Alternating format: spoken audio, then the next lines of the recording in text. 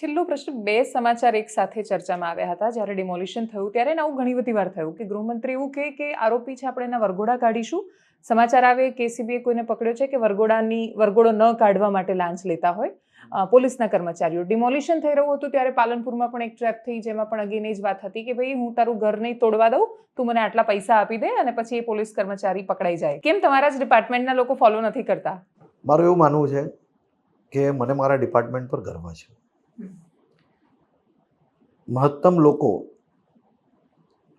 આ ગુંડાઓ લુખ્ખા તત્વોને સીધા કરવા માટે રાત દિવસ એક કરીને કે જેસીબી ચલાવવાનું હોય કે પછી આ ગુંડાઓએ જે સરકારી જમીન કબજે કરી છે એ લોકોને ધ્વસ્ત કરવાનું હોય એ કામગીરી કરે છે.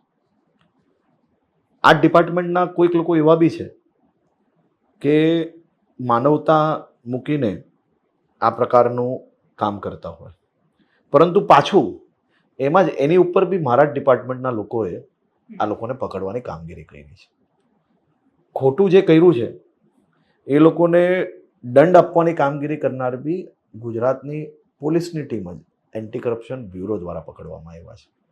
અને બધા જ લોકોને આપ જોઈ શકો છો કે આ જ વાત એસીબીને જ્યારે ફરિયાદ કરો તો હોઈ શકે છે કે દબાઈ બી લેવામાં આવી શકે અગર દબાવી હોય તો, પરંતુ આ ટ્રાન્સપરન્સી જોડે કામગીરી કરીએ છીએ એટલે જ આ પ્રકારની ફરિયાદની સામે તાત્કાલિક પકડીને કામગીરી બી કરવામાં આવે છે.